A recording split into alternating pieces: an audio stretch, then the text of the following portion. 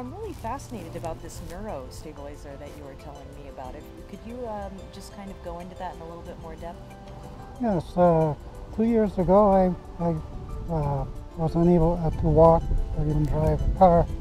I having a Parkinson's reaction diagnosed by the neurologist, and my reaction was as bad as Michael J. Fox. And I sat down in my chair and I was very, very discouraged, thinking my career was over. And something, just being like a beam of something, I entered my forehead, said, go to my lab and make this. And it showed me what to make. I had a lot of experience in the lab, putting electronic circuitry together. So it began to make sense. So I went to the lab and I made this device. And the device I made was rather crude. I didn't have a housing for it, so I made the circuit first, and then I put it into an old crank light. And in fact, I had it right here.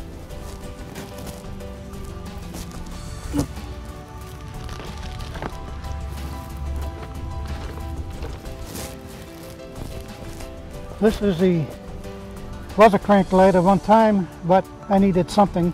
So, you know, some people may think I look like a phaser from Star Trek, but it's not. So I immediately went up and I applied it. You can see the light oscillating. Yep. And I poured my forehead and held it there for 5 to 10 minutes. All the Parkinson's reaction, all the shaking stopped. And the next day, I was able to throw away all the sentiment, which really aggravates Parkinson's.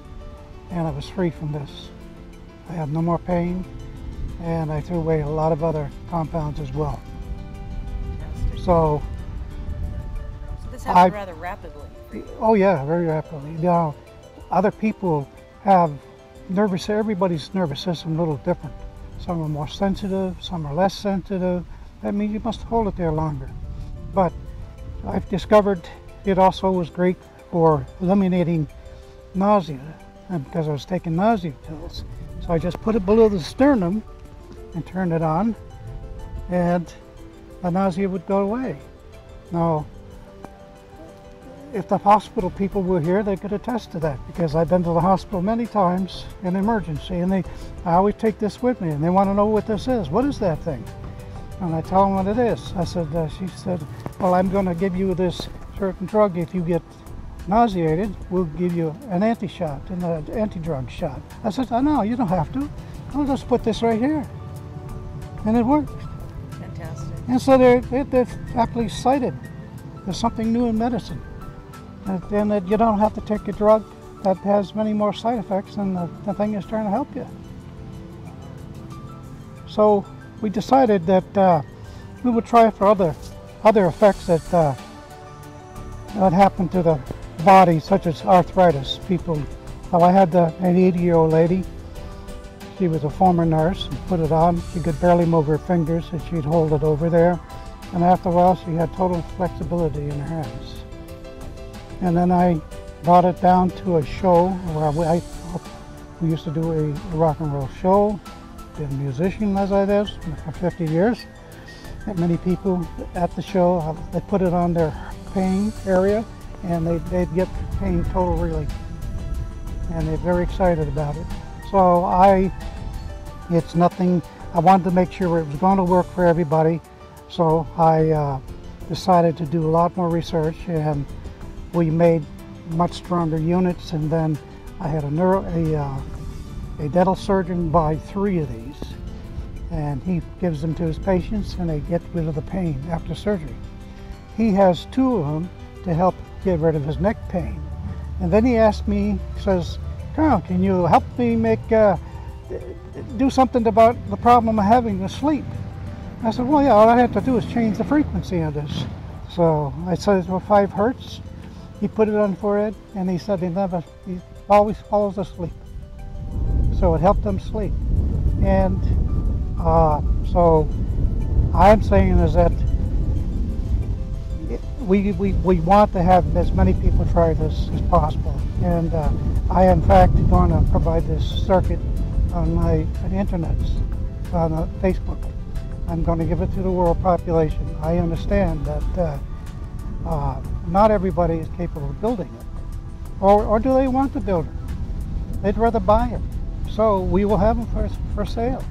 But this was translated into the newest unit, which is much more powerful and is in minor production right now. And it's about ready to go to the marketplace. And this is what it looks like now. A professional unit that's 3 times as powerful as that. And it's all tuned within the brain waves of human beings, so it does not harm you in any way. Fantastic. What was this like for you? This process that when you were going through this, having these, did it come by the way of a dream, or how was it? No, it was just like a message coming into my brain. It's like someone saying something to me. Go to the lab and do this. Like I said, getting instructions without hearing anything. It was just my forehead in my brain. So I went down and did this, put it on, and it worked. And I was absolutely stunned. It's amazing. I mean, even just speaking to you right now, I don't see any residual sign of Parkinson's as well. I hardly ever use it. Yeah, I don't. And I play an instrument is better than I ever have. Fantastic. So and I want to put this circuit and give it to the world free. And like I said, not everybody's capable of building it. But I've done my promise to the people of the planet that I would give them this technology. They can, of course, buy it already made, you know, but they can build it too if they have the skill.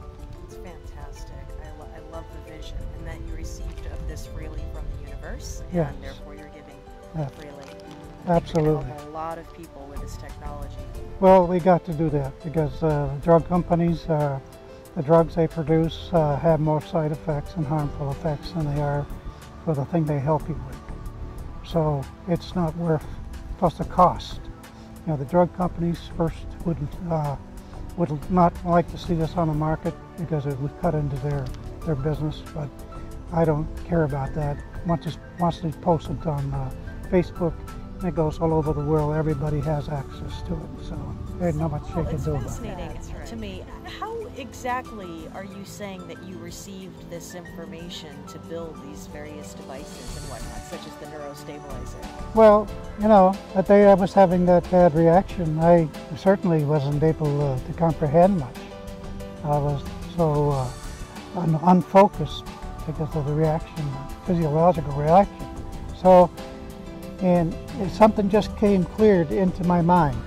So like it was, all I can say is it was like a beam of something, information coming into my mind, and I reeled in that I was having some kind of connection to the extraterrestrials that had been on this planet, and I was being fed some information of how to do this.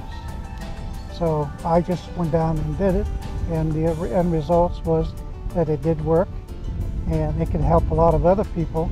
But the inspiration came from, I believe, the ETs. And just like all the new technology over the last 4 months that came to me, because we were in such an energy crisis, I developed a new crystal in the lab, and the information was there for me to make this crystal. And it was absolutely amazing. I had shown pictures on my Facebook. People seen the crystals, and then I showed an image of the same crystals found at crop circles on the movie Thrive. So I said, wow, what a coincidence. So I said they were the same thing, they're magnetic, they appeared to be the same. So then when I tried it in the lab and I put energy power to it, it produced a tremendous amount of hydrogen and oxygen when it reached the maximum temperature. And the power, first I started with 60 volts at 4 amps, and then after it reached the temperature, it was going like crazy, and it stayed that way. I looked over, it was 900 milliamps. The amperage dropped off about 80% of the power, but it was still reacting as if it had all that power. That's why these crystals are just given to me by the ETs. Incredible. And because of the crisis we are having here on this planet. Somebody has to do this, and I had the drive, and I really, very painful for me to watch all the devastation that goes on this planet, the destruction of the earth, the greed of the powerful people on this planet, the oil companies, the drug companies, and the people who are totally unconcerned about the naysayers and the people who are like to put out phony stuff that make people to call our alien brothers and sisters, give them a bad name. You know, you notice that Hollywood, every time I shoot a Hollywood motion picture, and a sci-fi, they're always making us, the inferior beings on the planet, always superior at the end and beating up all the aliens who have higher technology. Now, that don't make any sense. You know, and I said the movie that came out that was very inspiring was by Steven Spielberg, the E.T. And I said, so, you know, there are benevolent aliens out there, or ETs, and there may be some malevolent. But, you know, as we do have on this planet, like to call ourselves human beings, but that is made up of two words: humane being. Now look at all the killing that's going on this planet. Indiscriminately, just killing women, children. So are we truly human beings? Because if we were civilized, we wouldn't be doing this. Absolutely. You bring up a lot of really valid points. I want to go back though in time. We were talking about the question of how early that this kind of tinkering and that kind of thing started. So from what you were saying before, it seems like it was pretty much with you since childhood that you liked to build and tinker and get into things. So at what point in your adult life did you recognize that there was something quite possibly going on that was extraterrestrial in nature?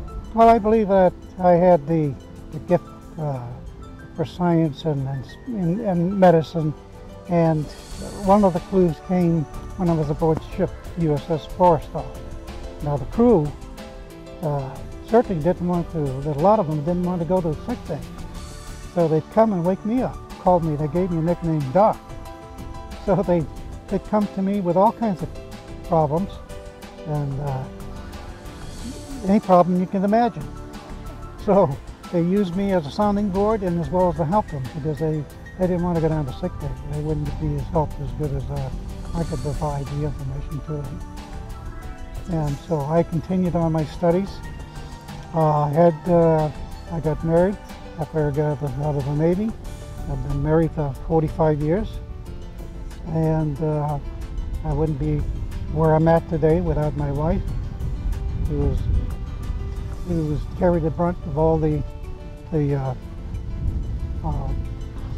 financial needs in the family as I pursued my dream, and with my new corporate members that run the companies that I started, I just do the research for all these companies, because that's I stay out of the business, and I don't want to deal with attorneys, so I don't want to deal with business. All I want to do is make it science work. So I really appreciate you taking a minute here to just share with me what this must have been like from your perspective. I'd like to go back at that point in time when your husband did start to work on this device, this neurostabilizer, and kind of ask you what that process was like for you at that time. If you wanted to kind of open up and share a little bit about that. I did witness his Parkinson's. It was for several weeks. It started when I thought he was cold and he was shivering, but it turned out when it continued, he went to the doctors and they did diagnose him with Parkinson's. And then he started using this neurostabilizer, and just all of a sudden his symptoms of Parkinsonisms went away.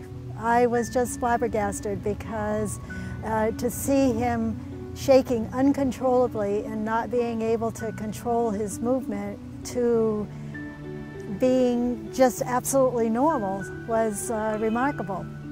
That is remarkable indeed. And coming from a background too, myself personally, of having a father that just loved to tinker in the garage forever and build things and whatnot, what was that process like for you when you asked him how he came about this information? What was that like? When did you first find out that there was some type of ET connection with it all? Well, I know that one day he said, you know, I actually saw these like hieroglyphics just pass before me. And he said I immediately went and got a pencil and paper and started writing down some of this. He couldn't remember it all, but he did remember some of it. And that was really exciting when he said that. Fantastic. So was this happening around the same time that he was building this device? Yes, I believe it was. Yes. Yeah. Okay. And so did you see kind of a shift in him or any changes as this occurred? A lot of excitement. Yes. So it's, couldn't keep him out of the lab? I never can keep him out of the lab. Oh, He's always in the lab. He's just, the lab is his home. Fantastic. So I know that you we were having a conversation earlier, and I just wanted to revisit that a little bit more too. When the night where you had seen the orbs that were outside and you thought they were fireflies at first, could you describe that a little bit of what that kind of felt like? Now, I didn't actually see the orbs. It was a person who is boarding with us had stepped outside for just a short moment, and he said that he saw these lights flying around. And when he stepped back in the house, one of those lights came back in and went into the area where my husband was, and then it went out. And he was talking about it, and I automatically thought, oh, he must be talking about fireflies. I bet you we've got some fireflies outside, and you know, that's what he had seen, and they had come in the house. And he said, no, it wasn't a firefly. He knew what a firefly looked like, and he said this was not it. And said, you're kidding us. Come on, you're just joking with us. And he said, no, I'm totally serious. One of these lights came into the house and went into the area where my husband was. And that just kind of gives you the,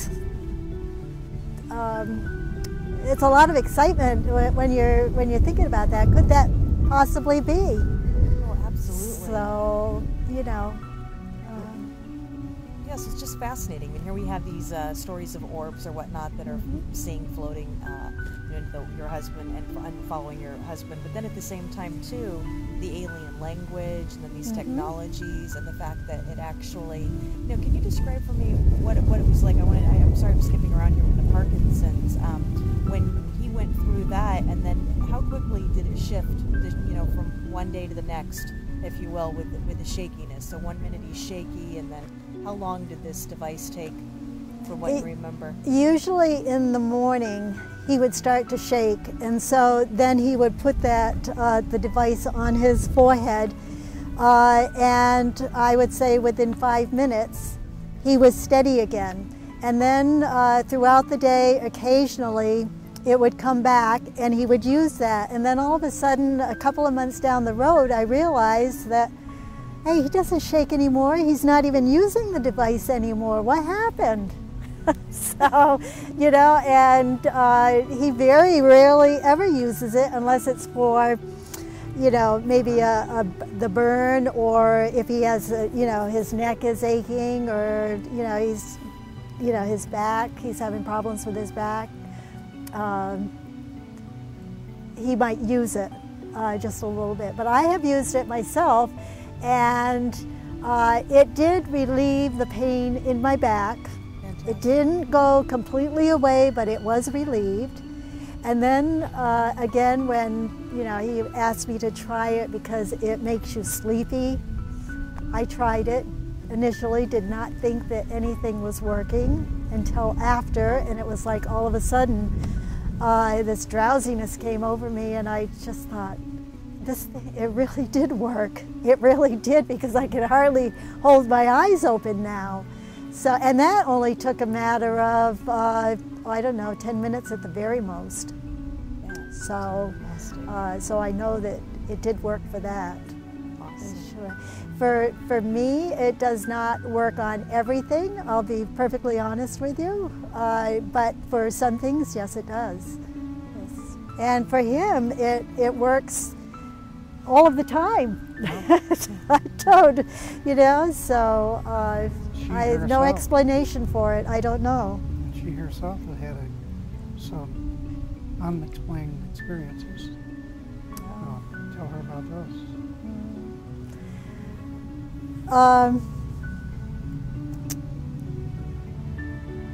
One night, I think it was, I can only estimate, I don't recall exactly when. I know it was in the fall. The window was open, and I believe it was the fall of 2010, but I can't be completely certain of that. I woke up and noticed that the whole front yard was lit up in this very, very bright light. So I got up, went to the window, and looked out, couldn't really see anything other than, oh, I don't know, there was like a blurriness off in the corner. And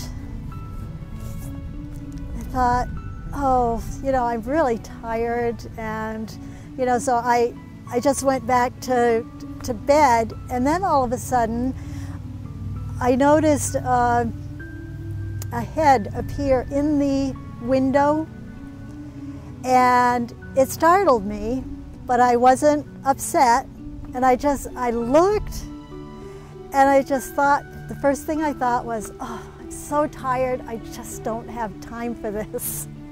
And I rolled my head into the pillow, and I can remember thinking that I really should open my eyes to see if this is a dream or if this is real. And I didn't. But also, and I'm assuming it was that same night, I woke up again, and what I'm telling you is like snapshots, because nothing, absolutely nothing connects. But there were these two figures standing in the corner of my room. And I do recall thinking, well, how did they get there? And immediately, I really had this overwhelming terror inside of me. It was just for a brief moment, but I was actually terrified. And then I looked at the eyes, and it was almost instantaneously, I was calm again.